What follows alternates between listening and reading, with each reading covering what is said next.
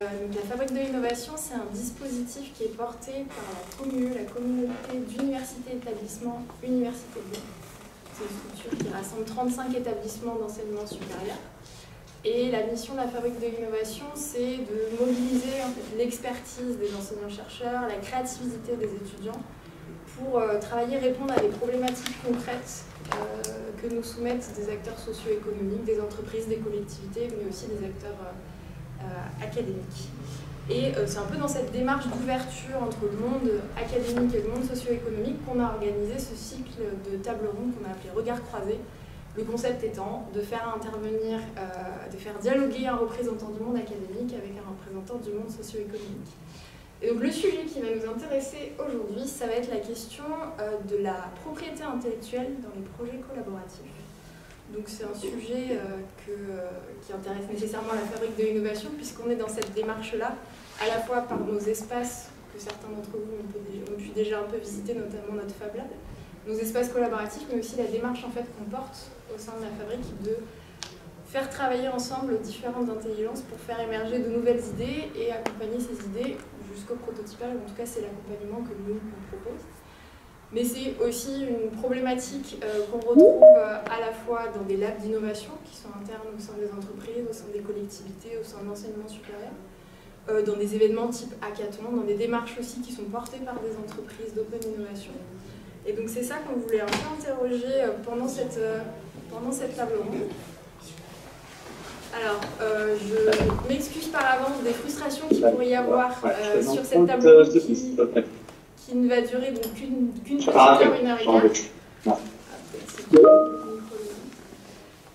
On n'aura bien sûr pas le temps de tout traiter sur ce sujet qui est vaste, donc pas d'inquiétude, il y aura un temps de questions-réponses à la fin pour vous permettre d'échanger avec les intervenantes et puis aussi voilà, on est à votre disposition à la fin de la table ronde pour continuer aussi les échanges. Donc les questions qu'on va un peu se poser, c'est voilà, à qui appartiennent les idées qui sont produites dans le cadre de ces espaces de travail collaboratif, dans ces démarches collaboratives. Les questions aussi de comment est-ce qu'on protège et on exploite les idées qui sont issues de cette intelligence collective. Quel enjeu aussi et intérêt à mettre en commun les savoirs qui sont produits dans le cadre de cette démarche-là. Et on le verra pendant les échanges, il y a des outils juridiques qui existent pour justement au service de cette création.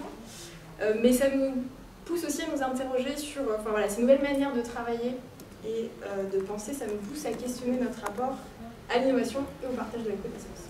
Voilà un peu pour vous poser le cadre.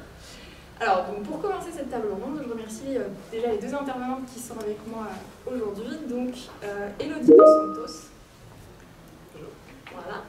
Donc, vous êtes responsable du service juridique d'INSA-Valor.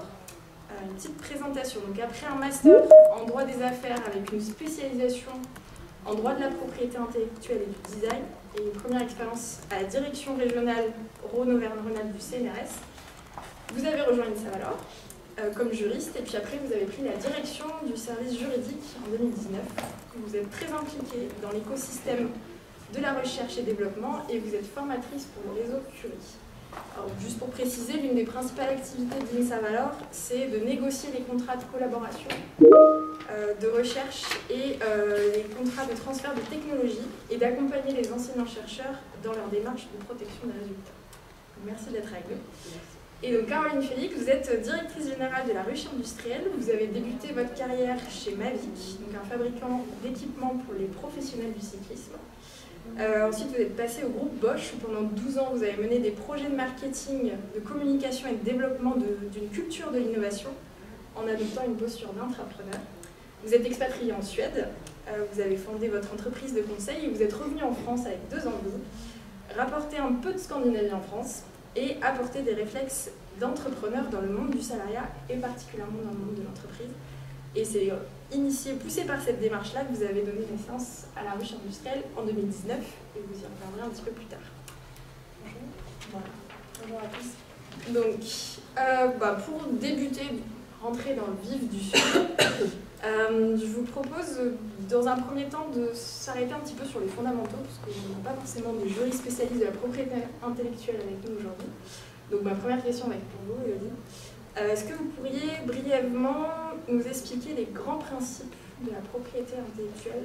De quoi on parle quand il est question de propriété intellectuelle? Alors, brièvement, la propriété intellectuelle, en fait, ça englobe deux types de propriété. Il y a la propriété industrielle, qui vient protéger ce que vous avez déjà dû tous entendre, à savoir les marques, les dessins et modèles et les brevets. Et il y a la propriété littéraire et artistique, où là, vous avez dû effectivement entendre parler de droit moral, de droit d'auteur, qui effectivement comprend le droit moral et des droits patrimoniaux. Donc voilà, quand on parle de propriété intellectuelle, ça regroupe ces deux choses-là, propriété industrielle et PLA. Ensuite, brièvement, les principes, c'est que eh bien, le premier déposant devient le propriétaire du titre. Donc quand on décide de déposer une marque, on va la déposer par exemple à l'INPI dans un office, soit français, soit européen, par exemple. Et puis, donc, premier déposant, premier propriétaire. Le droit français aujourd'hui considère d'ailleurs que le premier déposant est aussi le créateur, l'auteur et l'inventeur. On verra peut-être tout à l'heure, au travers des questions, qu'il y a une petite distinction à faire entre celui qui dépose et celui qui est effectivement inventeur. Mais voilà les grands principes. C'est premier qui dépose a un monopole d'exploitation sur une durée différente. Quand on dépose une marque, eh bien, on est propriétaire de cette marque eh bien, tous les 10 ans, c'est-à-dire que tous les 10 ans, on va renouveler la marque. Donc, à minima, vous êtes propriétaire pendant 10 ans, et puis si vous souhaitez la renouveler, eh bien, ce sera ad vitam aeternam. Les dessins et modèles, c'est une protection, c'est un monopole que vous avez pendant 25 ans, et les brevets pendant 20 ans, si bien sûr vous continuez à payer les annuités. Ce monopole vous donne le droit d'exploiter ce titre, mais il vous donne aussi et surtout le droit d'interdire à des tiers d'exploiter le brevet ou le dessin et modèle que vous avez déposé. Et pour la PLA, donc le droit d'auteur, c'est un droit, ce n'est pas un titre, c'est-à-dire qu'on ne va pas dans un office pour déposer et dire bah, j'ai fait ce livre, j'ai fait cette chanson. C'est la date de création de votre œuvre qui vaut en fait, qui vaut création, qui vaut dépôt. Donc j'essaye de faire brièvement, hein, mais droit d'auteur, donc je le disais tout à l'heure, il y a du droit moral et des droits patrimoniaux. Le droit moral, c'est notamment le droit de divulguer son œuvre, c'est-à-dire qu'en tant qu'auteur, vous avez le droit de divulguer ou non votre œuvre. Si vous faites un tableau, vous êtes en droit de le garder dans votre cave sans aucun problème. Le droit moral, c'est aussi le droit au respect de l'œuvre. Donc personne ne peut dénaturer votre œuvre. C'est le droit à la paternité. Vous êtes obligé d'être cité. Quand on cite une œuvre de Victor Hugo, eh bien, on doit dire que c'est une œuvre de Victor Hugo. Et puis, il y a aussi le droit qui est peut-être un petit peu moins connu, qui est le droit du retrait, ou le droit du repentir. C'est-à-dire qu'en tant qu'auteur d'une œuvre, vous avez tout à fait le droit de décider, même si vous l'avez mis dans la sphère publique, eh bien, de le retirer ou de le détruire. C'est votre droit. Maintenant, si vous avez effectivement un exploitant de votre œuvre, vous devrez bien évidemment l'indemniser si vous décidez de retirer cette œuvre-là. Donc ça, c'est tout ce qu'il y a dans le droit moral, qui a, vous l'avez compris, 4 caractéristiques. Et puis, il y a les droits patrimoniaux. Les droits patrimoniaux, c'est le droit de reproduire et de représentation. Et ces droits-là, les droits patrimoniaux, contrairement au droit moral, eh bien, ces droits-là sont cessibles. C'est-à-dire que vous pouvez concéder une licence, par exemple, ou céder ces droits à un exploitant qui va diffuser votre œuvre. Le droit moral, en revanche, lui, il est imprescriptible, inaliénable, c'est-à-dire que même après la mort de son auteur, eh bien, vous devrez toujours penser à citer son œuvre, à ne pas dénaturer son œuvre si vous l'exploitez. Donc ça, c'est très important. Et je m'arrêterai là sur la durée des droits patrimoniaux. Ça vaut jusqu'à 70 ans après la mort de son auteur. Voilà. Et donc là, on a vu la différence entre donc, propriété intellectuelle et propriété industrielle. À qui, du coup, appartiennent les résultats issus justement de projets de recherche, projets étudiants aussi, puisqu'on est dans un cadre, en tout cas pour nous, académique, avec un statut particulier aussi. À qui appartiennent les résultats Alors, les résultats dans un projet collaboratif, il faut peut-être distinguer entre ce qui est permis par le droit, par le code de la propriété intellectuelle, et ce qui va être encadré ensuite par un contrat. Aujourd'hui, le droit dit, comme je le disais en introduction, celui qui dépose le premier est considéré comme étant le propriétaire et le créateur ou l'auteur de ce qu'il vient de déposer, soit le signe distinctif, qui est donc la marque, soit un design. Je ne l'ai peut-être pas dit tout à l'heure, mais le dessin et modèle vient protéger le design d'un objet, notamment, et le brevet. Donc, voilà ce que dit le code. Le code dit celui qui crée est censé être le propriétaire de ce qu'il vient de créer. Et je dis bien est censé, puisque dans les projets collaboratifs, et en tant que juriste, je ne pourrais que vous conseiller de faire un contrat. Alors on en discutera après, mais voilà, il y a un contrat qui va venir et qui va venir préciser ou modifier ce que dit la loi, puisque les articles relatifs à la propriété d'une création peuvent tout à fait être modifiés par contrat. Ce sont des clauses qu'on appelle supplétives, et donc elles peuvent être modifiées par un contrat, quel qu'il soit. Et donc dans ce contrat de projet collaboratif, quand on est à partir de deux parties, à partir de deux partenaires, la question de la propriété va être très importante en fonction de la politique de la structure que l'on représente.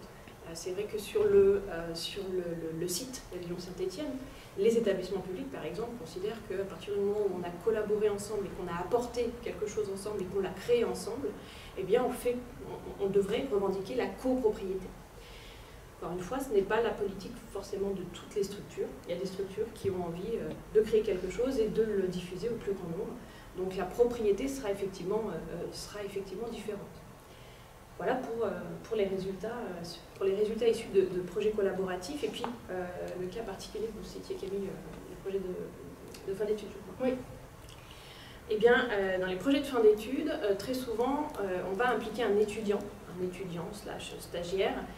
Et il est important d'avoir en tête que le stagiaire n'est pas un salarié. Donc, il n'est pas soumis au droit du travail. Et donc, on considère que tout ce qu'il crée lui appartient.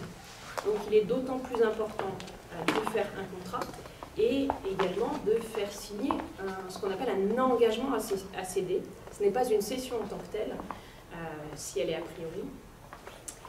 Donc c'est un engagement à céder, un engagement aussi de confidentialité à faire signer à cet étudiant, puisque, encore une fois, tout ce qu'il crée lui appartient. Donc même s'il participe à un projet de fin d'études entre deux structures distinctes, il n'est salarié ni de l'une ni de l'autre. Et donc il est important de s'assurer, si vous souhaitez être propriétaire ou copropriétaire de ce qu'il aura créé, et bien de s'assurer qu'il cédera in fine ses droits. Donc c'est d'abord un engagement à céder, puis, lorsque les résultats sont là, et bien lui faire signer effectivement un contrat de cession. Ça, c'est ce qui prévaut depuis des années. Et en 2021, il y a une ordonnance qui est venue un petit peu clarifier tout ça. C'est-à-dire qu'aujourd'hui, quand un stagiaire ou un étudiant, on va dire un non-salarié, est impliqué dans un projet de recherche, qu'il est accueilli dans une structure qui fait de la recherche, quand il est accueilli dans le cadre d'un contrat et qu'on lui confie expressément une mission de recherche avec une contrepartie financière, on va considérer qu'il n'est pas salarié, mais que les droits qu'il crée sont dévolus à la structure qu'il accueille. Donc ça, c'est quelque chose de nouveau. Donc c'est très récent, 2021, une ordonnance de 2021, qui était attendue depuis très longtemps par beaucoup de structures et beaucoup d'établissements publics pour effectivement encadrer ce petit vide en fait, juridique qui existait jusqu'alors. Très bien. Et bien, merci pour cette introduction justement à toutes ces notions un peu juridiques. Maintenant, je vais me tourner vers vous, Caroline. Donc, la ruche industrielle, c'est une structure dont les locaux sont indéniatieux, qui se veut disruptive et innovante et qui est basée sur la mise en commun de moyens, d'expérience, de compétences des industriels pour accélérer justement la transformation de l'industrie. Et c'est vraiment sur cette philosophie de confiance et d'entraide, qui est vraiment directement inspirée de la culture scandinave, vous nous en direz plus, que se basent justement les projets que vous menez de manière collaborative au sein de la ruche industrielle. Et vous nous l'aviez dit, quand on avait préparé cette table ronde, il y a bien un cadre juridique qui préexiste à la création de la ruche industrielle, Néanmoins, vous affirmez que l'outil juridique n'est pas un prérequis à la collaboration. Et selon vous, l'action passe avant. Alors je voudrais bien que vous reveniez un petit peu sur les grands principes qui régissent la ruche industrielle et comment ça se traduit en fait concrètement dans les projets que vous menez avec vos membres. Oui, alors effectivement, la ruche industrielle, c'est un dispositif qui est vraiment unique en France.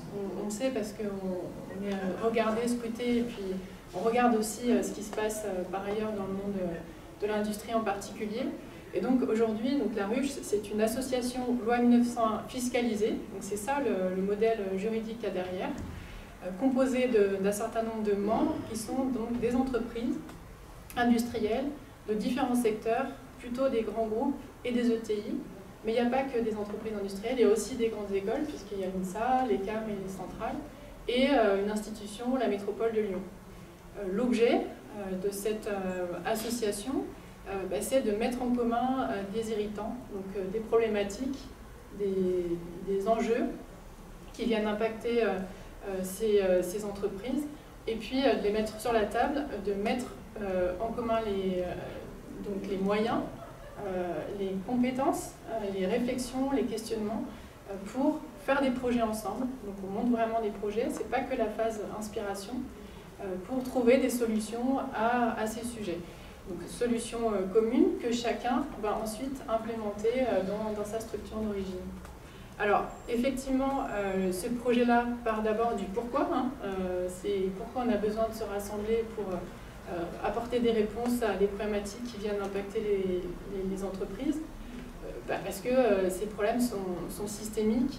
On le voit maintenant très clairement avec les crises qui sont venues à nous impacter ces 2-3 dernières années, mais c'était déjà le cas avant, le problème d'attractivité de l'industrie, le problème de comment on fait pour moderniser les usines en utilisant les nouvelles technologies, du digital notamment, ces fameuses industrie 4.0, transformation numérique, transformation digitale, bon, des termes très vite dits, mais après quand il s'agit de le mettre en œuvre, c'est là où on aimerait bien avoir une baguette magique pour transformer d'un coup les usines, les entreprises, mais on ne l'a pas.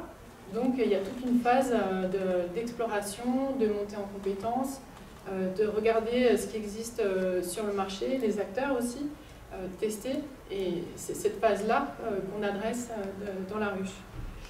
Alors cette volonté était commune, ce besoin était commun, donc autour de la table on s'est retrouvés, et là je fais un petit focus sur la genèse en fait, sur cette envie, ce besoin de monter cet espace en fait, de créer cet espace à la fois lieu et méthodologique pour pouvoir adresser ces sujets.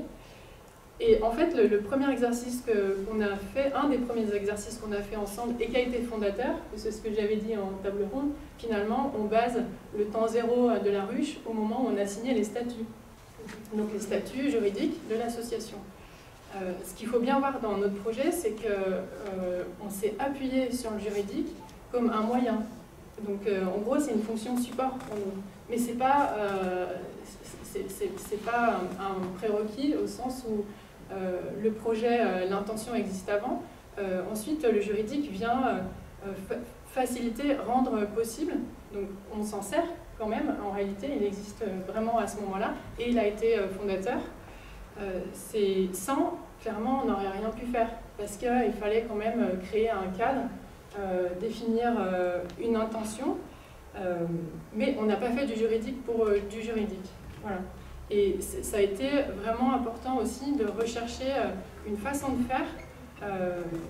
Je ferai le pendant avec les achats. On a essayé de faire du smart juridique. Quand on est dans des projets d'innovation dans les entreprises, à un moment donné, on va par exemple explorer des voies avec un ou deux fournisseurs, et après on aimerait bien passer à la phase suivante. Si on suit les process de l'entreprise, il va falloir remplir des cahiers des charges de 25 pages qui vont nous prendre 6 mois, 1 an, et là on tue le rythme de l'innovation. Donc on essaye de faire du smart purchasing, des achats intelligents, pour se dire en fait on l'a déjà testé, on l'a déjà trouvé notre fournisseur, donc on y va, et on se permet d'y aller. C'est-à-dire on sort des process classiques. Là l'idée c'est de se dire pourquoi on ne ferait pas aussi du smart juridique, parce que quand même, dans ces collaborations, le premier risque est l'approche des juristes.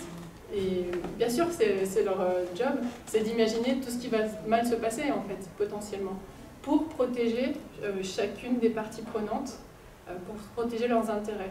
Or, on est en train d'essayer de mettre sur la table un intérêt suprême, quelque part, au-dessus, commun, un intérêt général, qui va émerger de la collaboration, et ça veut dire d'une certaine libération des énergies, des idées. Il faut chercher quelque chose de décomplexé. Donc c'est tout ce curseur qui a été à mettre entre on permet une certaine liberté, on s'affranchit d'une certaine façon de fonctionner classique qu'on a d'habitude dans les projets d'entreprise, et même dans les interactions ou dans les projets partenariaux, et pour aller vers quelque chose de différent. Donc, comme on a fait, nous, concrètement, avec ces statuts, on y a insufflé notre vision, en fait. On a mis dedans la vision de qu'est-ce que c'est que ce collectif, comment il va opérer. Donc, on y a mis les grands principes, c'est-à-dire, comme vous mentionniez, une culture scandinave avec des partenariats assez décomplexés, avec des mondes beaucoup plus perméables que ce que notre culture à la fois industrielle et à la fois française permet. On y a mis des principes très basiques, mais qui sont gravés dans le marbre, c'est-à-dire un grand groupe, une ETI, une école, même poids, même nombre de voix. Donc ça, c'est très démocratique quelque part, mais ce n'est pas toujours une évidence dans le monde industriel. Un autre principe qu'on a mis aussi, c'est pas de concurrence directe. Donc ça a un impact direct sur les membres qui peuvent rejoindre après le collectif. Mais on verra que c'était vraiment un prérequis pour créer cette bulle de confiance. Et voilà, donc ces trois grands principes qu'on a mis en place permettent de générer un espace qui va pouvoir nous permettre de faire du projet. En gros, on a mis en place notre propre règle du jeu à l'intérieur des statuts juridiques. Est-ce que vous auriez justement un exemple concret d'un projet que vous avez mené de manière collaborative en se basant sur ces grands principes-là? Alors, les grands principes, du coup, ils sont partout dans toutes les activités de la ruche. Un des premiers projets, par exemple, qu'on a mené, parce qu'on en mène une dizaine par an, donc on existe depuis 2018-2019, ça a été un projet technologique, par exemple. On a trois types de projets, un techno, humain et environnementaux. Donc si je prends un des premiers projets, donc technologique, le besoin, on part toujours du besoin. Au départ, c'était d'apprendre à connecter des machines entre elles dans l'usine et en gros, apprendre à faire devenir une usine véritablement 4.0. Et là, en fait, autour de la table, surprise, c'est le cas de tous les industriels, y compris les grands industriels. Donc, on a donc spécifié ce besoin, explorer ce qu'on appelle les cas d'usage, c'est-à-dire quels sont les besoins sur le terrain, qui sont partagés. Et donc là, directement, chacun peut partager sa vision de la problématique. Et ça devient très intéressant dès la première réunion. Dès la première réunion, tous les participants vont apprendre un certain nombre de choses parce qu'ils vont voir leur problématique sur un angle différent. Donc en gros, chacun amène son angle de vue et on va arriver à avoir une vision 360 du sujet, chose qu'on a assez rarement, même si on est dans un grand groupe. On a un angle donné parce qu'on a des lunettes en fait, qui s'appellent Bosch, Volvo, SNCF, Aldes. Voilà. Donc là, on a la chance de pouvoir chausser d'autres lunettes. Et le projet, le groupe, a décidé donc de sourcer des partenaires, donc des fournisseurs qui étaient nécessaires, des compétences qui n'existaient pas dans le groupe, de créer une mini-usine sur laquelle faire des tests, parce que faire des tests dans son usine, on ne peut pas le faire, on ne peut pas arrêter des lignes de production. Et donc on a aujourd'hui dans la ruche une mini-usine sur laquelle le groupe a pu comparer trois outils de supervision qui ont été installés sur le même mini-usine. Et il faut vous imaginer que dans la pièce, il y avait aussi les trois fournisseurs présents avec lesquels les experts, les techniciens de maintenance pouvaient interagir, questionner et challenger leurs solutions. Et justement, vous disiez donc malgré cette culture un peu décomplexée autour de l'innovation, il y a un fonctionnement très industrialisé à la ruche industrielle, parce qu'il y a des attentes aussi fortes de vos membres de faire en sorte que les solutions sur lesquelles ils travaillent de manière collaborative leur soient utiles. Comment est-ce que vous assurez que chacun tire parti en fait, de cette collaboration? C'est quoi les bénéfices en fait pour les parties prenantes? Qu'est-ce qui fait qu'ils s'engagent dans ces produits-là? Alors effectivement, il y a 2 aspects dans la question. Il y a le fait que c'est décomplexé, mais on l'a vu, il y a quand même un cadre qui est posé et qui est clair, avec une intention qui est claire, qui est répétée souvent d'ailleurs. Et après, il y a un processus, une mécanique de fonctionnement qui est elle aussi rendue visible et conscientisée et partagée. Et là-dedans, on retrouve la culture industrielle aussi, qui est assez forte pour décrire ce qui fonctionne bien, de façon à pouvoir le répéter. Donc on le retrouve là dans la ruche. Après, comment chacun tire parti de cette collaboration? C'est encore un principe assez scandinave en fait, qui est une société d'adultes, où chacun prend la responsabilité de ce qui lui arrive ou de ce qu'il veut faire. Donc en gros, chacun des adhérents qui vient et qui met au pot commun et qui rentre dans ce collectif ne se met pas en posture de petit oiseau dans le nid, le bec ouvert, en attendant qu'on lui donne la béquille. On n'est pas du tout dans une relation client-fournisseur classique ou cabinet de consulting à qui on va aller demander des méthodologies, on va demander de nous nourrir. Là, les adhérents sont vraiment en posture de... ça sera charge à eux de valoriser leur implication par un moyen très simple, c'est d'être présent dans les projets, de donner la possibilité aux personnes, aux experts chez eux, de venir participer dans le temps qui est donné, donc une demi-journée tous les 15 jours, et puis de partager vraiment leur cas d'usage, etc., tout simplement. Donc chacun est responsable de valoriser sa contribution, et c'est un des principes aussi qui est partagé d'emblée avec ceux qui rentrent, qui rejoignent le collectif. Voilà, ça sera pas magique si vous êtes simplement dans une idée d'adhésion et puis d'attendre qu'on vous nourrisse. Il va falloir être actif, donc allouer du temps, et c'est comme ça qu'ils vont tirer vraiment parti du dispositif. Après, les bénéfices que chaque membre retire, ils sont multiples, et comme je disais tout à l'heure, ils interviennent dès le premier jour, en fait, dès la première minute de la réunion, la première réunion du projet qui se lance pour 1 an. C'est monter en compétences, et ça c'est quelque chose d'absolument clé pour les entreprises aujourd'hui. Il s'agit de faire monter en compétences sur les hard skills et soft skills en interne dans les entreprises.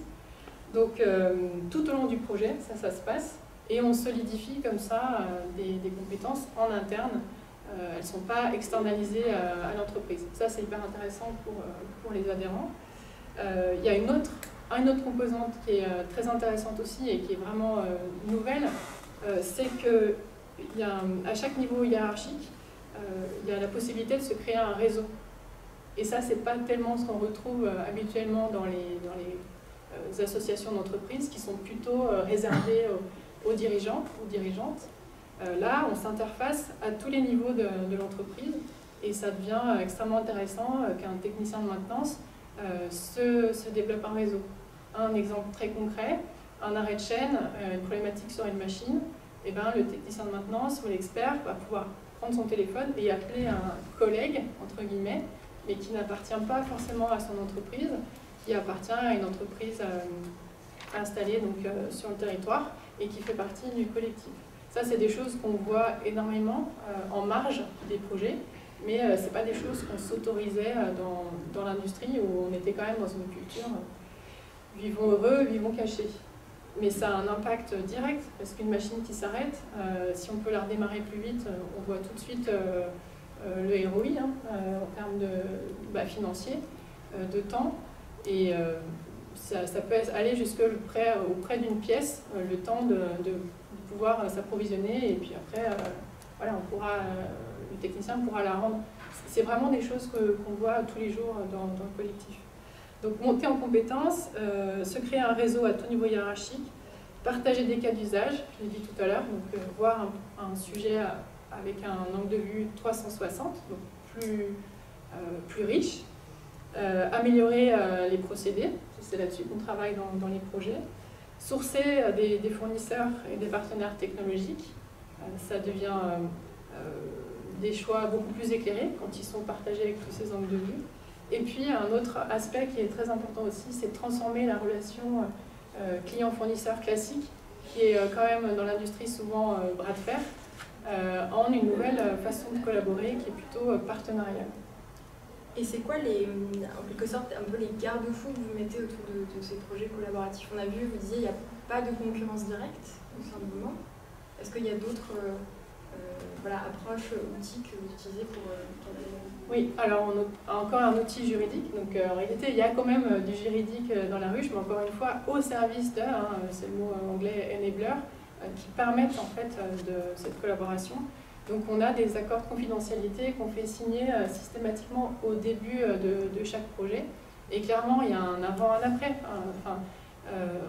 On ne peut pas complètement s'affranchir des façons de fonctionner classiques. Et on doit aussi rassurer les services juridiques et s'assurer qu'il n'y ait pas de risque d'entente. Ça, c'est absolument important. Donc on a des accords de confidentialité.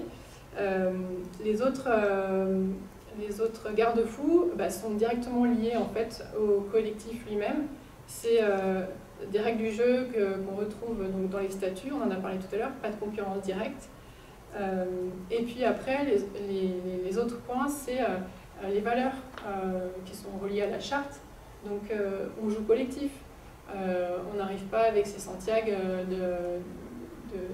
de vendeurs dans un collectif dont l'objectif est de faire et d'apprendre et d'explorer ensemble.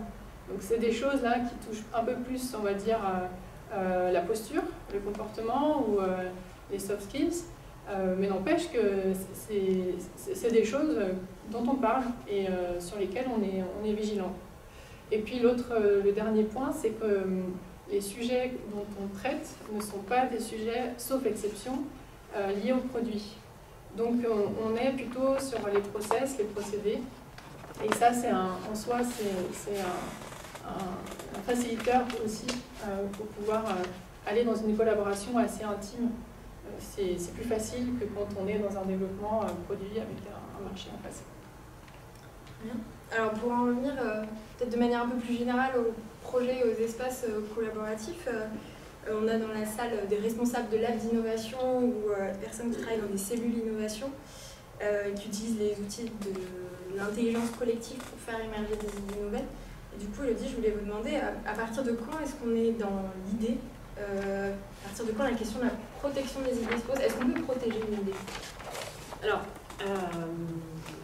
une idée, en fait, on dit souvent qu'une idée est de libre parcours. Je ne sais pas si vous avez déjà entendu cette expression, mais les idées sont de libre parcours. Ça veut tout simplement dire que les idées ne sont appropriables par personne et par extension, elles appartiennent à tout le monde et à personne en particulier. Donc l'idée en tant que telle, elle n'est pas protégeable et elle n'est donc pas appropriable non plus. En revanche, c'est la matérialisation de cette idée, c'est ce qu'on va en faire qui sera protégeable. Mais l'idée, on entend souvent au moment où on va rédiger des textes, par exemple des textes de brevet ou des revendications, certaines personnes qui disent « Ah oui, mais ça c'est moi qui ai eu l'idée. » Ah non, mais c'est moi qui ai eu l'idée, donc c'est normal que je sois cité comme inventeur ou comme auteur. En réalité, s'il n'a juste fait que donner une idée et non pas de participer, encore une fois, à la matérialisation, c'est-à-dire à la fabrication de ce qu'était son idée au départ, eh bien, il ne pourra pas être considéré comme un auteur ou un créateur ou un inventeur. Donc l'idée, encore une fois, en tant que telle, n'est pas protégeable.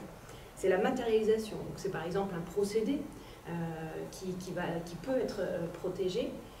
Par exemple, je cite souvent cet exemple qui n'a pas du tout de lien avec la recherche, mais le premier restaurant ou la première pizzeria qui a eu l'idée de livrer des pizzas, eh bien, cette idée-là, elle est appropriable par aucun restaurant. C'est-à-dire que le premier qui a eu l'idée, il va peut-être avoir une longueur d'avance, puisque c'est lui qui a eu l'idée, donc il va effectivement livrer ces pizzas-là, mais il ne pourra pas interdire aux autres restaurants de livrer également des plats.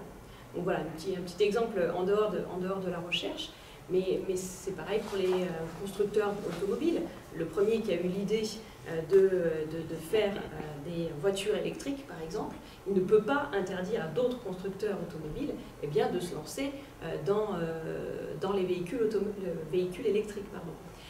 Par contre, c'est la fabrication, c'est les brevets, c'est les titres qui auront découlé de ces idées-là, qui eux, en tout cas, seront protégeables et les propriétaires de ces titres-là pourront interdire des tiers de les utiliser. Donc l'idée, encore une fois, en tant que telle, n'est pas protégeable.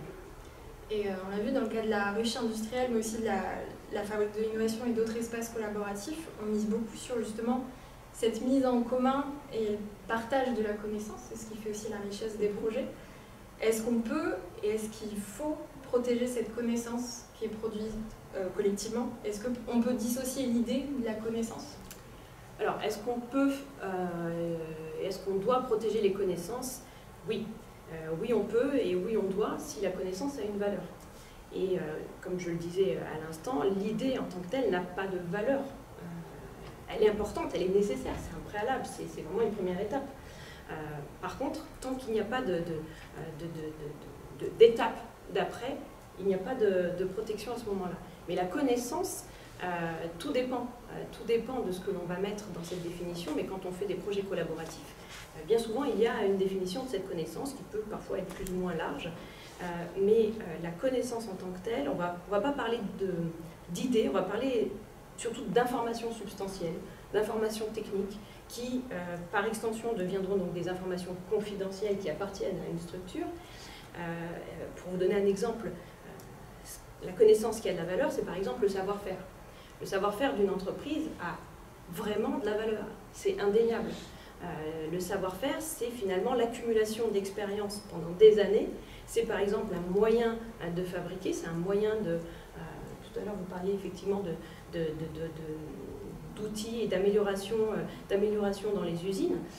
Ça va être ça aussi. Un savoir-faire, c'est effectivement un ensemble de techniques qui est issu de l'expérience et qui, malheureusement ou heureusement, et je détaillerai peut-être un peu après, ne peut pas être protégé par un brevet, par exemple, parce qu'il ne va pas répondre aux critères de brevetabilité d'une invention.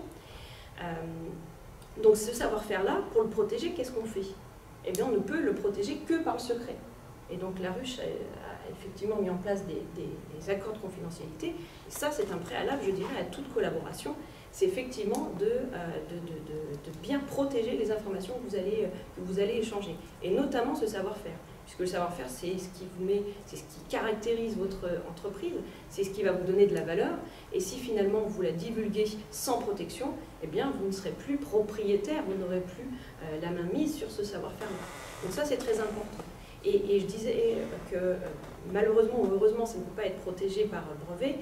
Parfois, certaines techniques peuvent être protégées par du brevet, mais des structures, des grands groupes, bien souvent, eh bien, ne souhaitent pas protéger cette invention ou ce savoir-là par le brevet.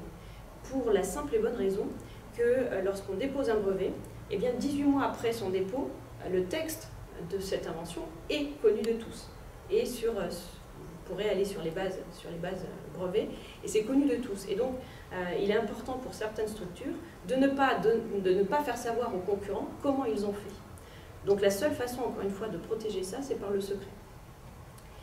Et puis, il y a aussi, bien sûr, là encore, pour donner des petits exemples qui sont en dehors de la recherche, vous prenez la recette, on parle souvent de la recette du Nutella ou du Coca-Cola. Si vous retournez le pot du Nutella ou la bouteille de Coca-Cola, vous allez avoir les ingrédients. Mais le savoir-faire qui se cache derrière la recette en elle-même, eh ben, vous ne le savez pas. Et ça, ce sont des choses qui sont protégées par le secret et très bien protégées, puisque les concurrents n'arrivent pas à avoir la même...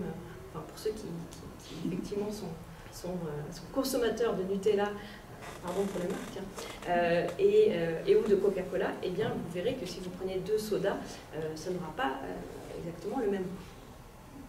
Voilà pour les petits exemples sur ces points. Et du côté de la ruche industrielle, justement, vous avanciez que le fait de mettre en commun les moyens, les compétences, les intelligences de vos membres, c'était une autre manière de créer de la valeur. Et que vous croyez vraiment que la collaboration, c'est une nouvelle manière de répondre aux enjeux environnementaux, sociétaux, économiques. C'est-à-dire, est-ce que vous pouvez nous en dire plus? Oui, en effet. En fait, avant, l'innovation, elle reposait beaucoup sur les produits. On regarde à titre privé, quand on achète un smartphone, quelle que soit la marque qu'on va choisir, on ne se trompe pas trop. Les prix ont baissé ces dernières années pour des outils qui sont de plus en plus technologiques. Ça, c'est grâce à l'excellence opérationnelle de l'industrie qui a optimisé un peu partout ce qu'elle pouvait être techniquement.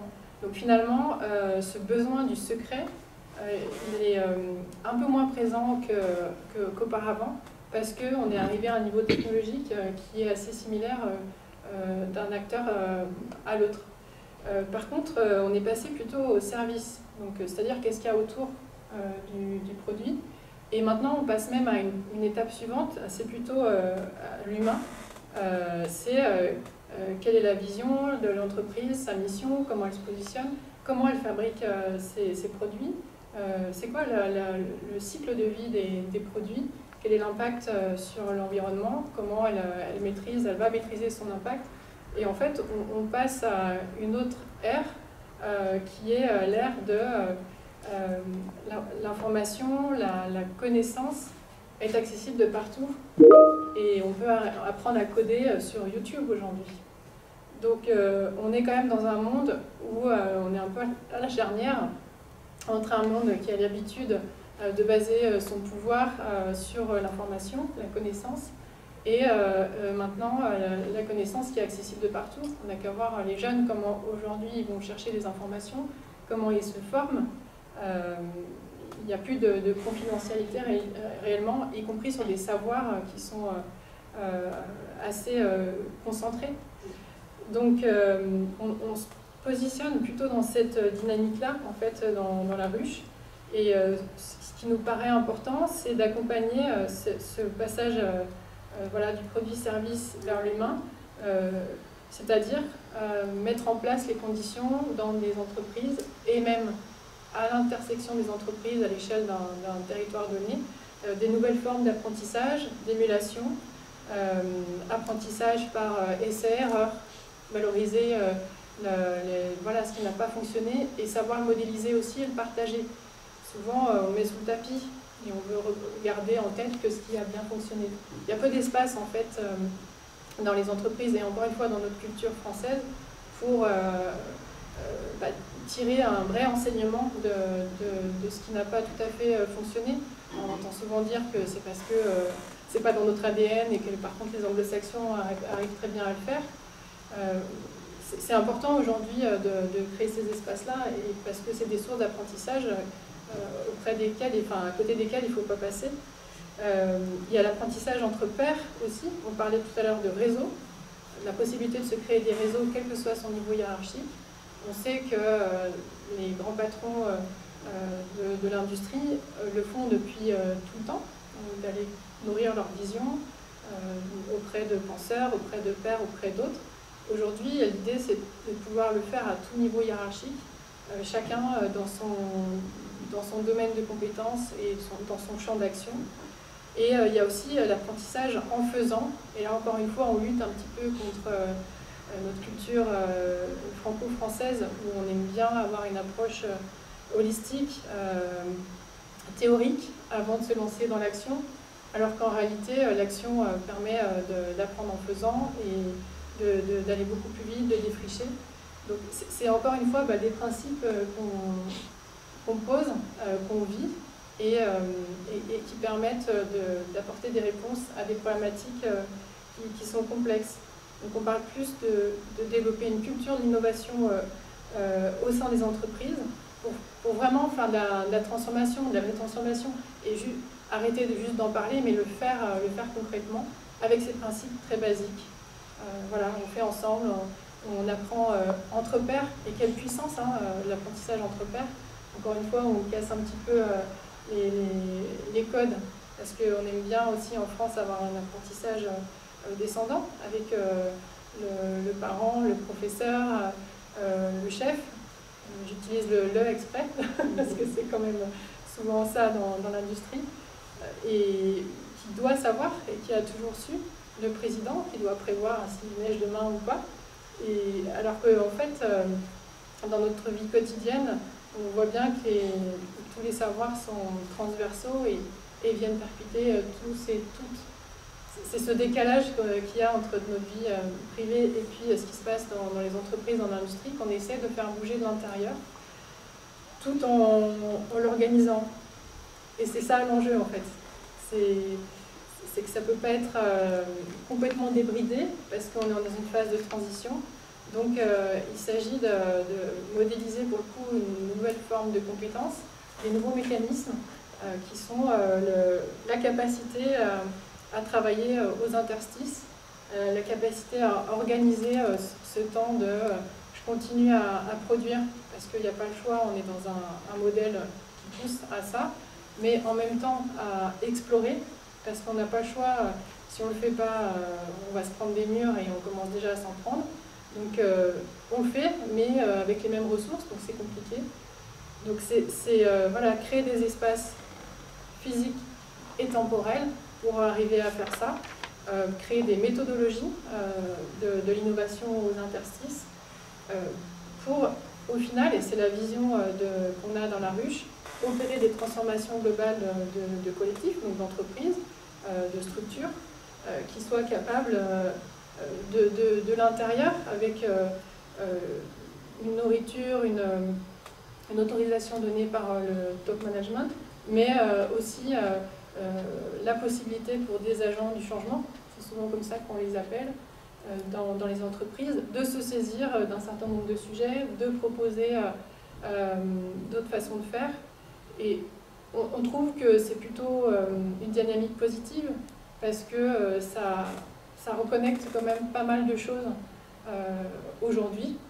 La quête de sens, par exemple, la possibilité à retrouver un impact positif par rapport au travail qu'on fait, par exemple les achats, tout simplement. Voilà, si on peut explorer d'autres voies, on va pouvoir contribuer à une dynamique européenne, française, voire territoriale. Et à titre d'individu, ça donne énormément de puissance, d'ancrage dans ces actions. Donc c'est en ce sens qu'on est sur finalement une nouvelle valeur qui est créée, qui est difficilement mesurable aujourd'hui, parce que c'est pas les indicateurs classiques ne permettent pas de mesurer cette montée en compétences, par exemple, ce réengagement des personnes. Ça, c'est des données qui sont très soft, en fait, et ni non plus la valeur qui peut être donnée à l'échelle d'un territoire. Comment les entreprises entre elles sont maillées. Première étape pour pouvoir peut-être dans quelques années, quelques décennies, avoir d'autres formes de structures, probablement juridiques d'ailleurs, qui n'existent peut-être pas encore aujourd'hui, et qui vont être capables de proposer des produits, des services à l'échelle d'un territoire qui vont véritablement répondre aux enjeux écologiques, sociaux et environnementaux qui nous impactent aujourd'hui. Et ça me fait une parfaite transition avec notre dernière intervention. Merci beaucoup pour vos témoignages. Donc on l'a vu, cette question de la propriété intellectuelle, ça regroupe à la fois des questions de méthodologie de travail, une question d'espace pour collaborer, une question de culture de l'innovation. Il y a le cadre juridique aussi qui était important de rappeler. Et nous, ça nous intéressait, avant de vous laisser la parole si vous avez des questions, justement de donner la parole à Mathilde Julien, que je remercie aussi d'être là, qui va élargir un petit peu cette question des outils juridiques sur la question de la propriété, de la protection des idées avec des outils qui émergent en tout cas dans les espaces collaboratifs. Donc juste pour présenter brièvement Mathilde, donc, vous êtes maître de conférence en droit à l'université Claude Bernard Lyon 1 et vous enseignez principalement le droit du travail et le droit des contrats. Vous êtes membre du Centre de recherche critique sur le droit et vous participez à des projets de recherche collective. Vous vous intéressez notamment à la dimension collaborative des activités de création. Donc je vous laisse la parole pour introduire un petit peu ces nouveaux outils. Oui, donc merci Camille. En effet, je voulais évoquer ici les licences Creative Commons, donc qui sont des outils utiles pour protéger et partager les résultats d'une recherche, d'un projet collaboratif. Donc, je ne sais pas si vous avez déjà entendu parler de ces licences Creative Commons. Sans doute vous avez déjà croisé ces pictos. N'hésitez pas à chercher sur vos téléphones licence Creative Commons pour visualiser de quoi on parle. Donc, c'est des pictos que vous apposez sur votre création, donc sur votre projet, enfin sur ce qui sort de votre projet collaboratif. Vous êtes plusieurs co-auteurs, vous avez contribué à mettre en forme une idée, ce qu'évoquait Elodie, l'idée de mettre en forme, il y a un résultat d'idée et vous souhaitez le partager largement.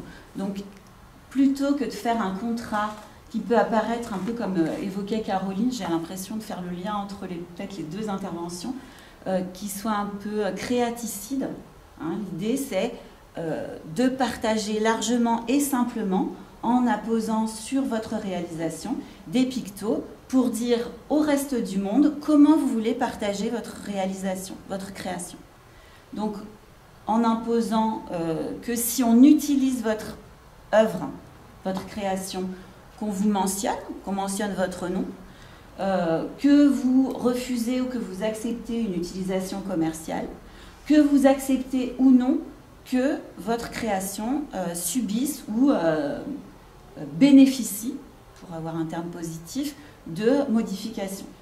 Donc vous acceptez les œuvres dérivées. Alors le texte dit, ces licences-là parlent de remix, donc que vous acceptez les remixes, donc que vous acceptez que les tiers, les bénéficiaires de votre création l'utilisent, la modifient, tout en citant votre nom. Donc c'est l'idée de partager simplement, de protéger en fait, de dire aux bénéficiaires, à ceux qui pourraient utiliser votre création, de dire que vous en êtes propriétaire, mais que vous souhaitez ou que vous acceptez le partage, la diffusion, la modification, le remix, etc., etc. Donc ce sont des outils assez simples pour justement, dans le cadre de projets collaboratifs, vous êtes co-auteur et vous pouvez partager avec des tiers, avec des bénéficiaires, avec des pairs, plus largement.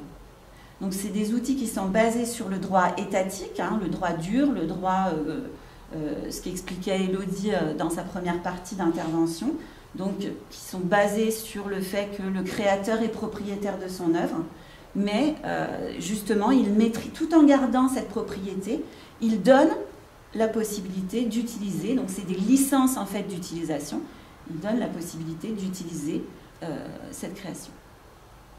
Et peut-être pour donner un exemple concret que vous pourrez voir après si vous n'avez pas eu l'occasion de le faire dans notre Fab Lab, pour exemple, on a créé, nous, Fabrique de l'innovation, un outil de découverte du Fab Lab, donc un outil qui se veut ludique, facile à utiliser. On a dessiné les plans, les fichiers d'impression de cet outil-là qui s'imprime sur l'impression 3D, qui se fait aussi en découpe laser.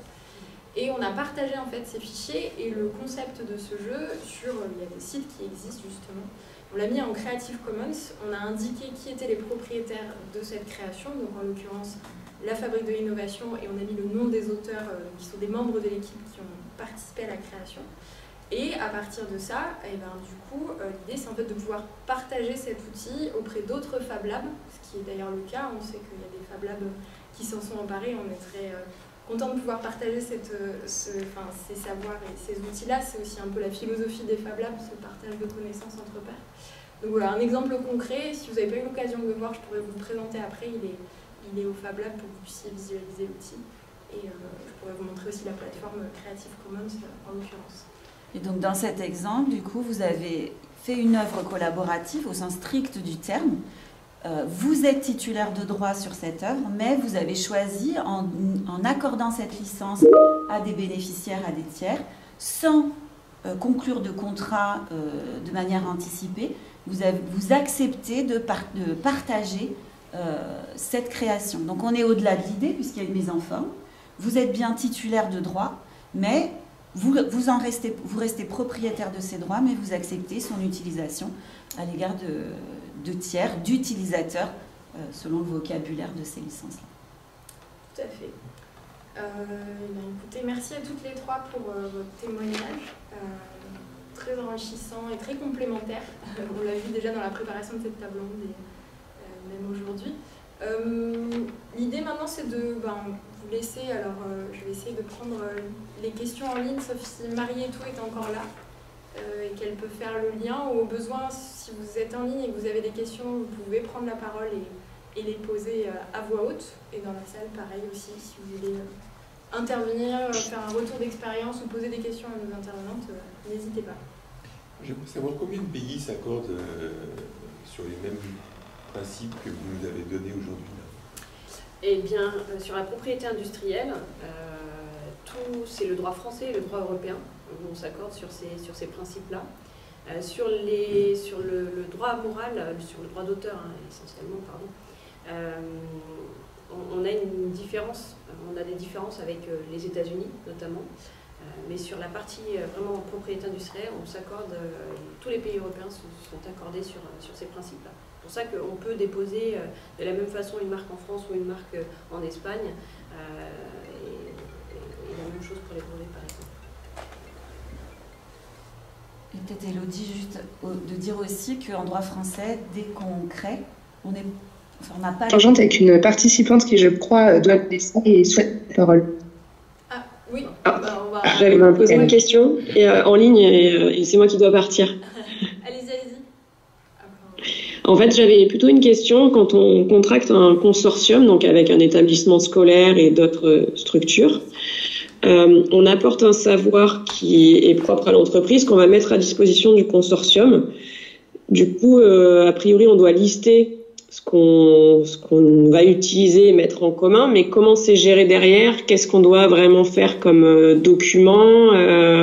Qu'est-ce qu'on dépose?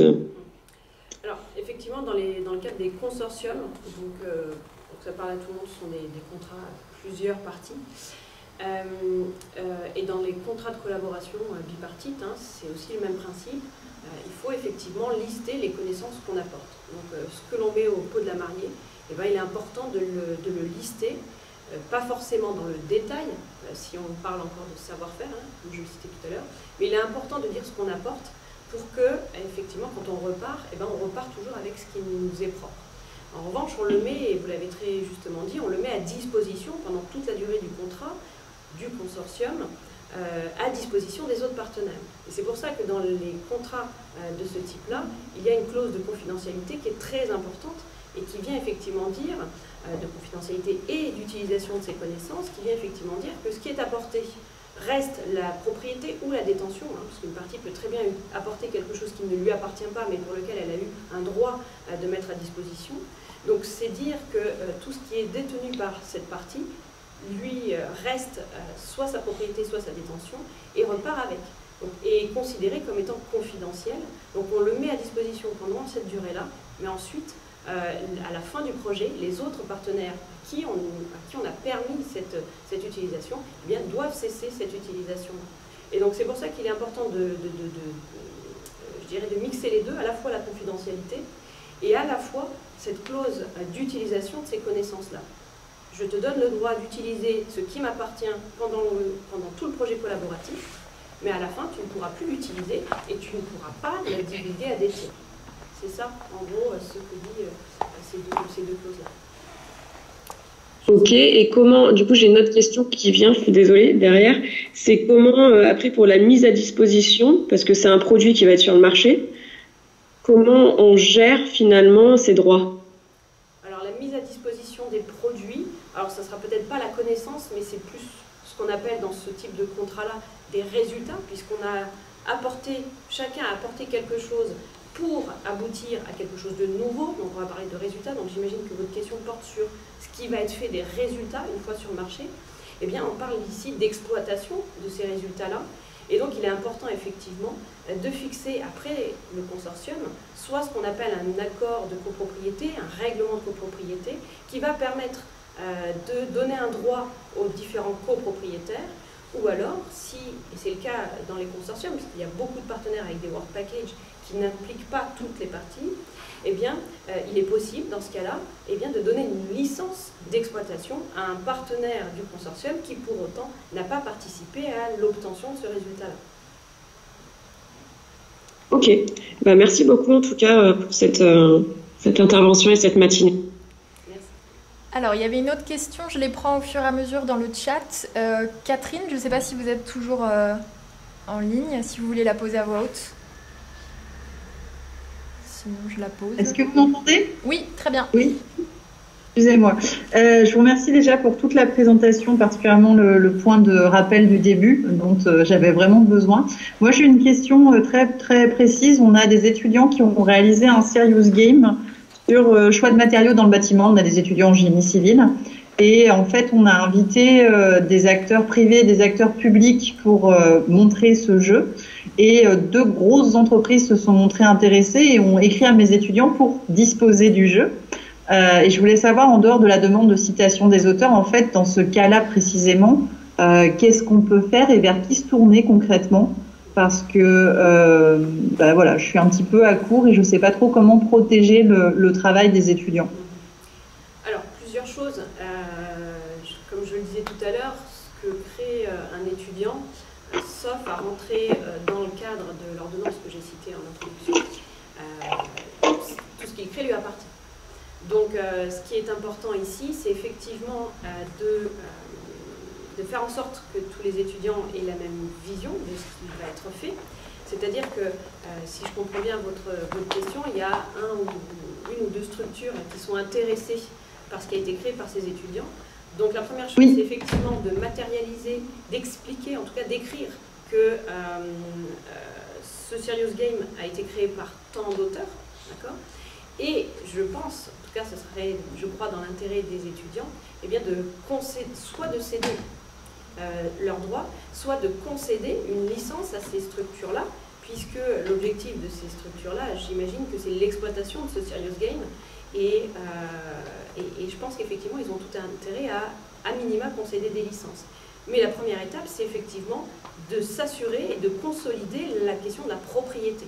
Donc, qui de ces étudiants est propriétaire? Est-ce qu'ils le sont tous? Parce que dire qu'on est auteur, il ne faut pas oublier non plus que dans le droit d'auteur, il y a une condition, il n'y en a qu'une, mais elle est importante, c'est l'originalité. On est effectivement auteur de quelque chose qui est original.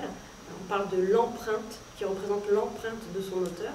Donc, à voir si tous les étudiants sont effectivement auteurs de ce Serious Game, et puis faire effectivement un contrat qui vient mettre noir sur blanc ce qui a été créé par ces étudiants-là. Et moi, je ne saurais que leur conseiller effectivement de concéder une licence ou de céder. Encore une fois, quand on cède, on cède tout, donc après on n'a plus rien, si ce n'est le droit moral que je citais tout à l'heure. Et une licence, à minima, c'est ce qu'il y a pour moi de plus enrichissant, peut-être économiquement, puisque ça permettra aux étudiants de concéder une licence à cette structure ou à ces deux structures dans un domaine qui sera défini, et puis ensuite de multiplier, pourquoi pas, ces licences dans d'autres domaines qui n'auraient pas été concédés dans les premières licences. Je ne sais pas si j'ai répondu à l'entièreté de votre question. Oui. Est-ce que je peux en profiter pour poser une seconde? Bien sûr. Et enchaîner. Ça concerne ce qui a été fait dans le cadre, cette fois-ci, d'un hackathon.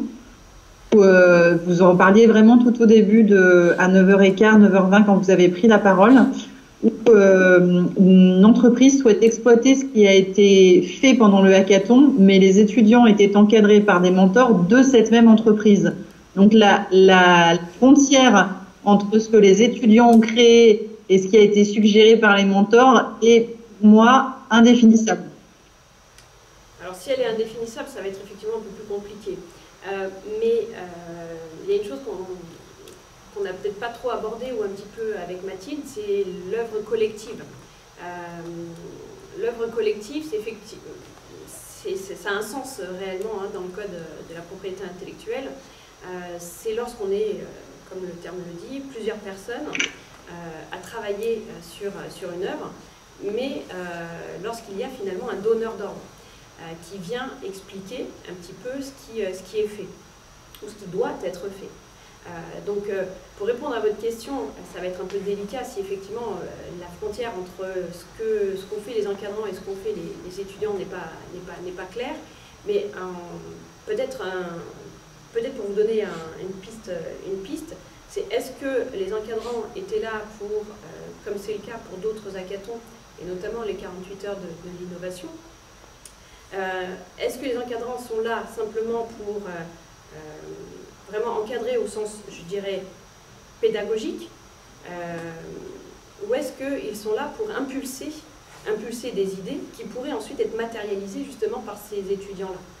Ça, c'est la question à laquelle vous devez, ou en tout cas essayer de répondre, pour ensuite, là encore, déterminer la propriété. Mais ça sera la première question, et c'est en fonction de votre réponse où vous aurez effectivement, vous pourrez vous diriger soit sur une propriété de cette entreprise, soit une propriété qui sera dévolue aux étudiants.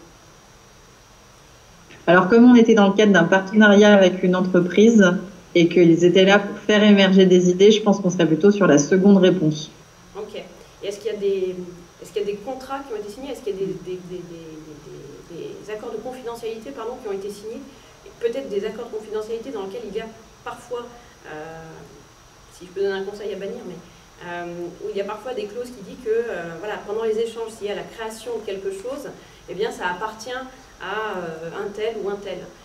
Est-ce que ce genre de clause était dans les contrats que vous avez, j'imagine, fait signer? Non, je réponds parce que je sais pas si tu vois l'image. Non, on a signé une convention avec cette entreprise où il y a plusieurs événements, dont le hackathon, mais dans la convention, il n'était pas question de confidentialité parce qu'on ne pensait pas que ça allait aboutir sur des solutions viables et exploitables, en fait. On était plus dans une idée de partage et d'intelligence collective, et il se trouve qu'il y a une idée qui intéresse l'entreprise. Et en fait, je pense qu'on va s'en sortir parce qu'elle a proposé à l'étudiante en question de faire un stage en son sein. Donc du coup, je pense qu'on va s'en sortir comme ça, sinon c'est un peu compliqué de définir exactement parce qu'effectivement le cadre qu'on a posé au début n'était pas aussi carré que ce que vous êtes en train de nous dire. Mais ça nous apprendra pour la prochaine fois. On apprend en marchant. Peut-être une question que je pose à voix haute de Martine. Je ne sais pas si tu es encore là, Martine. Martine Huillon, donc de Sciences Po Lyon, qui est responsable de la Public Factory. Je la pose parce qu'elle ne peut pas la poser à voix haute. Elle a une question sur les Creative Commons, donc peut-être Mathilde, tu pourras y répondre. Nous essayons de l'appliquer au sein de la Public Factory car nous travaillons dans une philosophie de sciences ouvertes, mais pour autant, il nous semble important de valoriser le travail des étudiants et enseignants auprès des acteurs publics avec lesquels nous travaillons. Avez-vous des retours d'expérience sur ce qu'on doit faire pour bien suivre dans le temps nos réalisations, davantage pour voir comment elles sont enrichies, améliorées, discutées que commercialisées d'ailleurs? Alors, il me semble que d'abord, l'utilisation de ces licences Creative Commons, ça prend de l'ampleur. L'université et d'autres institutions sont favorables à l'utilisation de ces licences. Après, votre question, c'est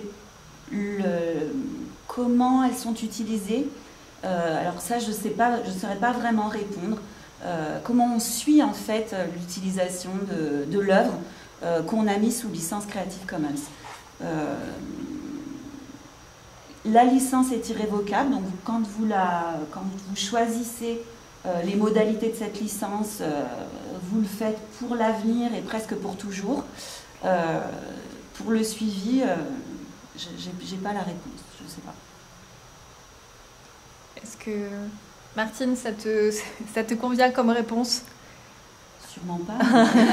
Comme élément de réponse, on va dire. En fait, parce quel est le... C'est clair. Voilà. Oui. Ça a l'air de... Il y avait une autre question. Après, je ne sais pas s'il y a des questions aussi dans la salle. N'hésitez pas, je fais le lien. Mais voilà, Martine qui dit « Je comprends que c'est surtout un objet en construction. » Oui, effectivement. Une question de ça. Si je peux, oui, bien sûr. Peut-être apporter une précision. Quand on choisit un type de licence Creative Commons, la seule obligation, enfin une des seules obligations qu'il y a, si je pas de bêtises, c'est que la personne qui va utiliser l'œuvre qui est sous cette licence, elle a pour obligation de toute façon de faire en sorte que c'est la même licence Creative Commons qui va exister dans ce remix que tu citais tout à l'heure. Et donc c'est peut-être un moyen de suivre aussi ces fameuses licences. Il y a cette obligation-là de dire quel type de licence il y a sur cette œuvre et sur ce qui en découle et sur toutes les modifications qui ont pu être apportées. Ouais, si on accepte la modification et le remix, on signale aux utilisateurs qu'ils doivent partager eux-mêmes dans les mêmes conditions. Exactement. Donc il y a cette idée en effet de commun, de partage de connaissances, mais aussi d'utiliser le même type de licence de manière pérenne et successive. Alors donc une question de Sanae Sali. Quand il y a une collaboration entre une entreprise et un chercheur consultant appartenant à une université et apporte son savoir-faire à l'entreprise, à qui appartient les résultats produits par cette collaboration? Désolée, ça revient, je pense, encore à Elodie répondre à cette question. Lorsqu'il y a une collaboration entre entreprise et un chercheur consultant appartenant à une université, et que du coup ce chercheur apporte son savoir-faire à l'entreprise, à qui appartiennent les résultats produits par cette collaboration? S'il y a une collaboration de recherche, de toute façon, elle se fera entre les deux personnes morales, c'est-à-dire les deux structures, et non pas entre personnes physiques. Donc tout ce que crée un chercheur, je le dis, tout ce que crée un chercheur, eh bien ça ne lui appartient pas. C'est-à-dire qu'il aura l'obligation, effectivement, enfin on aura l'obligation en tant qu'établissement public ou employeur de le citer sur le titre que l'on déposera, mais dans la sphère de la recherche, eh bien ça appartient à son employeur. Et je dirais même dans la recherche au sens large, pas simplement public, mais lorsqu'un salarié, c'est ce qu'on appelle les créations de salariés dans le cadre de leur mission, lorsqu'un salarié même d'une entreprise crée quelque chose, eh bien il a l'obligation, ça c'est une obligation légale, de faire ce qu'on appelle une déclaration d'invention, pour ce qui est de l'invention, auprès de son employeur, que effectivement l'employeur soit informé de ce qu'il a créé. Et parce que tout simplement, lorsqu'il crée dans le cadre, encore une fois, de ses missions, c'est son employeur. Là, la propriété est dévolue directement à son employeur. Donc, dans une collaboration, pour répondre précisément à la question, le résultat n'appartiendra pas au chercheur, appartiendra à son employeur à minima, et ou avec le partenaire en face, si c'est la question de la copropriété, en tout cas si c'est sur ce point-là, sur la copropriété qui se sont entendus dans le cadre du cours. Alors, bonjour, si je peux juste répondre là-dessus. Par rapport au mot invention, qu'est-ce qu'on veut dire par là? Invention. Alors, le terme invention, si on prend effectivement le terme du code de la propriété intellectuelle, eh bien c'est une technique qui va répondre à un problème technique. Donc, c'est-à-dire que quand on utilise le terme invention, on est dans la sphère du brevet, d'accord? Et habituellement, quand on va parler de droit d'auteur, ou de logiciel ou autre, eh bien, on va parler de création. Voilà. Mais une invention peut très bien être brevetable ou non brevetable. Mais encore une fois, une invention, voilà, en tant que juriste, quand j'utilise ce terme-là, c'est pour me placer dans la sphère du brevet. Voilà. Mais une invention, c'est effectivement la première étape avant effectivement le dépôt d'un brevet, puisque si cette invention répond aux critères de brevetabilité, ben, elle deviendra un brevet. Et on parle plutôt de création pour les dessins et modèles, pour le droit d'auteur, et même les marques en réalité. Merci beaucoup. On prend peut-être une dernière question. Est-ce qu'il y en a dans la salle? Oui. Jean-Louis. Alors, moi j'ai une question pour Elodie sur l'idée avec le libre parcours. Donc j'ai bien compris que la matérialisation ouvrait la porte à un brevet, à une protection. De manière très concrète, quand on est dans un parcours de type design thinking, où on a une partie problématisation, partie créativité, puis matérialisation. On ne parle pas de brevet dans la phase de créativité. Donc. On ne parle pas de brevet dans la phase de créativité, pas encore, puisque le brevet c'est vraiment l'aboutissement du travail. Hein. Mais dans la créativité, il peut très bien y avoir, je ne sais pas, du design par exemple. Et là, il peut y avoir une protection aussi. D'accord. Mais est-ce qu'on peut se dire que c'est quand on passe à une phase matérielle, physique, que... Pas forcément matérielle, parce que par exemple, l'idée de dessiner une pomme pour l'associer à une marque, cette idée-là, tant qu'elle n'a pas été dessinée sur papier, eh bien, ça reste une idée. D'accord ? Donc, ça ne sera plus une simple idée au moment où on aura dessiné la pomme sur un papier. Ensuite, pour qu'il y ait une protection, ce papier doit être déposé. Donc, voilà pour l'enchaînement. Je ne sais pas si c'est simple, si c'est clair. Si oui, ça veut dire que le dessin... ça peut être protégé. Tout à fait, parce qu'on appelle les dessins et modèles. C'est un autre titre, effectivement, de propriété industrielle. Par contre, pour du brevet, c'est peut-être un peu léger, en fait. Ah oui, c'est même très léger. C'est-à-dire que voilà, le design, le code le dit très bien, hein, le brevet ne protège pas le design. Ça protège une technique. D'accord. Donc là, il faut effectivement qu'il y ait une réalisation physique. Exactement. Ah oui, oui. D'ailleurs, c'est une des conditions, c'est l'application industrielle, c'est une des conditions de brevetabilité. Donc si une invention n'est pas d'application industrielle au sens large, hein, ça peut être dans le monde agricole, mais si cette invention n'est pas applicable industriellement, ça ne remplit pas une des conditions de brevetabilité, donc cette invention ne deviendra pas un brevet. C'est vraiment une technique, le brevet. Et les dessins, c'est vrai que le dessin et modèle est peut-être le titre le moins connu aujourd'hui. Hein. Par exemple, ces sièges-là, le design a peut-être été à un moment donné protégé. Ça dure 25 ans, je vous le disais tout à l'heure, a peut-être été protégé, et donc c'est cette forme-là, c'est ce design-là qui est protégé. Ça ne peut pas être un brevet puisque ça ne répond à rien, si ce n'est le fait de pouvoir s'asseoir dessus. Mais en tout cas, le design est protégé.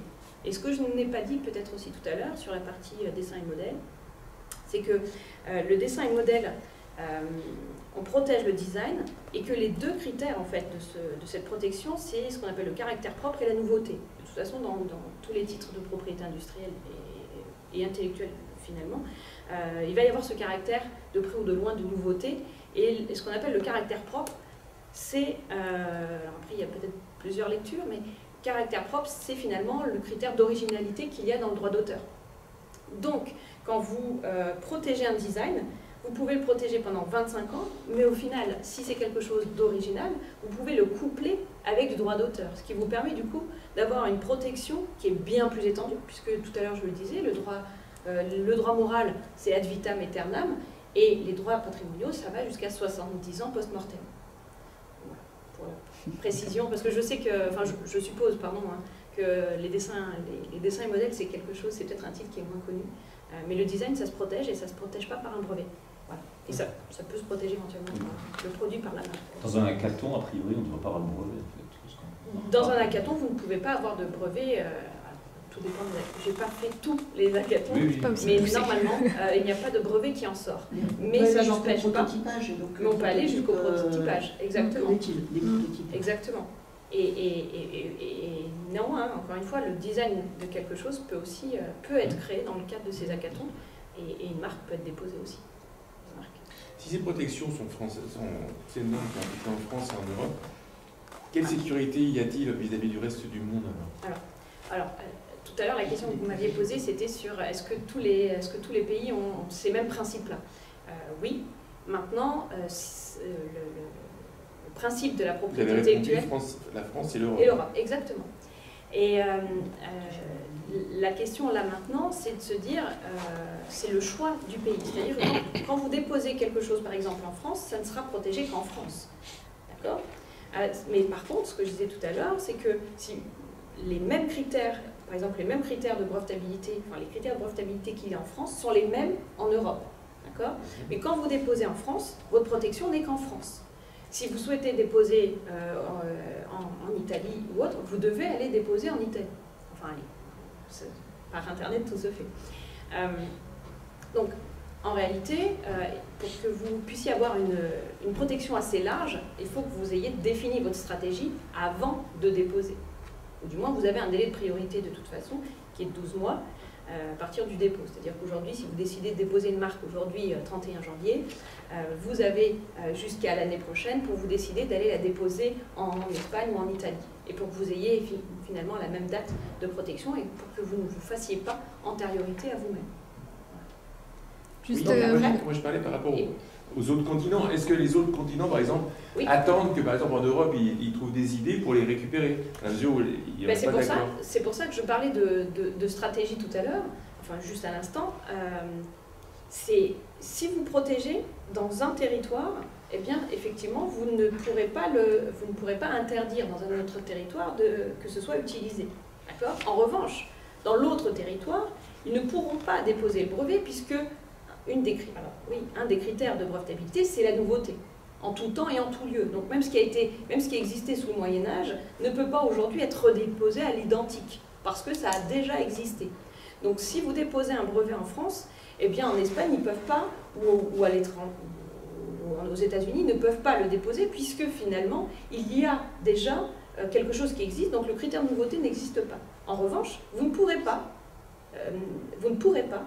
interdire aux États-Unis d'utiliser ce brevet-là, s'il sait faire. Et il saura le faire, puisque, comme je le disais tout à l'heure, au bout de 18 mois, après le dépôt, tout le monde, en tout cas l'homme du métier, cette fiction juridique, saura certainement le faire.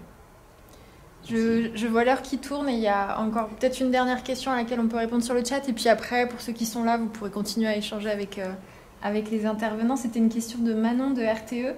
Manon, si vous êtes toujours en ligne, sinon je peux poser votre question. D'accord, je vais la poser. Donc nous avons un technicien de maintenance qui aimerait apporter une modification à une pièce existante qui ne nous appartient pas. Cependant, le fournisseur n'est pas d'accord. Comment faire? Existe-t-il une solution? Dans un cas très concret, là. Tout dépend de la modification, pardon pour la réponse, mais tout dépend de la modification. Et tout à l'heure je le disais avec le droit moral notamment, on ne peut pas dénaturer une œuvre qui ne nous appartient pas. Et donc si le fournisseur ne veut pas qu'on modifie cette pièce, eh bien, il peut effectivement lui interdire. Alors après il y a d'autres outils, il y a effectivement peut-être des licences, on parlait tout à l'heure de licences, il n'y a pas que des licences Creative Commons d'ailleurs. On n'a peut-être pas parlé de l'exploitation suffisamment, mais il y a des licences qu'on appelle propriétaires. Et ensuite, ce qui peut être fait, c'est voir si ce produit-là est toujours protégé par un titre, si c'est le cas. Si ce produit-là ou ce titre-là est tombé dans le domaine public, après les différentes années dont je vous ai parlé tout à l'heure, eh bien, tout un chacun peut l'utiliser. Donc un brevet au bout de 20 ans, tout le monde peut l'utiliser sans avoir à rétribuer le propriétaire et le déposant initial. Donc là, c'est effectivement une question très pratique.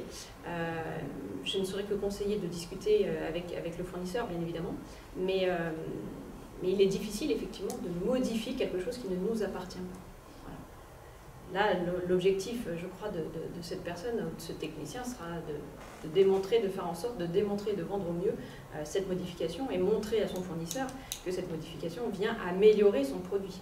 Et s'il vient améliorer, peut-être qu'effectivement on pourra parler de licence ou autre, ou simplement de collaboration au sens large. C'est ce qu'on retrouve dans la collaboration, dans les projets de la ruche, et c'est notre définition de l'industrie 4.0. C'est précisément les mariages réussis entre des cas d'usage et des technologies qui sont souvent pas ou peu matures. Et c'est en ce sens qu'on parle de relations partenariales plutôt que client-fournisseur. Parce que pour le coup, le fournisseur a besoin d'accéder au cas d'usage pour continuer à développer et apporter de la valeur ajoutée à sa solution. Effectivement. Il y avait une question, je me tourne vers Christelle, peut-être que tu auras la réponse. Y a-t-il un endroit de référence au niveau de l'Université de Lyon sur ces questions, au-delà de nos services juridiques respectifs? Étant plus ancienne dans la maison, je me dis peut-être que tu as des personnes ressources. Voilà, au sein du service des études doctorales, on organise depuis quelques années des sortes de hackathons avec des doctorants sur des problématiques d'entreprise. Et c'est vrai qu'on cadre avant l'intervention avec une convention justement de cession de droit et puis connaissances mutuelles. Voilà. On essaye de cadrer un peu ces interventions. Mais ça, on s'est basé sur des apports juridiques qu'on avait. Alors, on a fait travailler Pulsalis, c'est vrai. On a fait travailler un peu notre service juridique, mais en fait, ce n'est pas leur cœur de métier. Donc, on se tourne vers des services plutôt qui ont des connaissances liées à la propriété intellectuelle.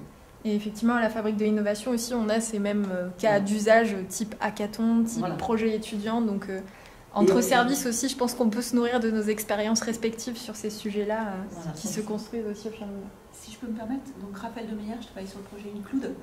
Donc on est en situation de produire des solutions numériques et pédagogiques diverses. Et alors, à petite échelle, on essaye d'adopter les principes de la ruche qui sont effectivement de travailler comme avec nos ressources internes, de les mettre en réseau, de faire monter en compétences. Donc on voit qu'il y a quand même une trajectoire qui se met en place parmi nos juristes en s'appropriant notre projet et commence effectivement à tomber sur des cas d'usage et à s'en emparer et les cadrer. Voilà, donc nous on a une expérience positive effectivement du service juridique interne qui s'approprie la problématique et qui... Voilà. Après, effectivement, voilà, c'est à l'échelle de l'université avec les temps nécessaires qui ne sont pas forcément les temps de projet. Mais bon, ça... Je posais la question tout simplement parce que il y a de l'écho. Je posais la question tout simplement parce que l'école d'ingénieur est relativement petite en termes de taille. Donc on est quelque chose comme 900. Et c'est vrai que notre service juridique est très au point sur tout ce qui est stage, échange avec la recherche. Mais sur les questions de hackathon ou sur les questions de serious game, comme c'est très émergent, effectivement l'idée qui est évoquée par votre collègue, l'idée peut-être de discuter entre services peut être pertinente parce qu'elle n'est pas formée sur tout et surtout ces objets qui émergent et qui sont de plus en plus présents dans les formations. Tout à fait. Effectivement, je pense qu'ici déjà dans cette salle, on est plusieurs à être confrontés à ces questions-là et les échanges d'expériences sont vraiment très, très intéressants justement pour avancer sur ces sujets. Écoutez, je vous propose de clore cette table ronde. Les intervenantes sont à votre disposition si vous voulez continuer à leur poser des questions. Merci aussi à ceux qui étaient en ligne. J'espère que vous avez pu suivre cette table ronde au mieux malgré le distanciel. Merci de vous être connectés. La table ronde est enregistrée, donc on va mettre le replay. On va regarder déjà le résultat, mais on va mettre le replay ensuite en ligne pour que vous puissiez y avoir accès. Et vous pourrez le retrouver sur notre site fabriqueinnovation.idl.fr. Ça, c'était pour le petit moment promo. Et aussi vous dire que du coup, ce cycle de table ronde, donc regard croisé qu'on a initié en décembre, on va le poursuivre tout au long de l'année. Et le prochain rendez-vous aura lieu le 22 février. On va poursuivre un petit peu sur cette notion de travail collaboratif. Quelles conditions pour travailler ensemble, que ce soit dans le monde de l'entreprise, dans le monde académique, avec une intervenante justement du monde académique qui viendra témoigner. Elle travaille à l'École nationale supérieure d'architecture de Lyon dans un master qui s'intitule Expérimentation collective. Et on aura un intervenant du monde socio-économique qui a une longue carrière dans les grands groupes, dans les directions ressources humaines et qui est maintenant coach en management. Donc on aura ce double regard sur cette question du travail collaboratif. Donc c'est le 22 février. Sur le même mode, table ronde avec des échanges avec la salle. Merci encore à toutes et à tous pour votre présence et puis on vous dit à très bientôt. Merci. Merci. Merci.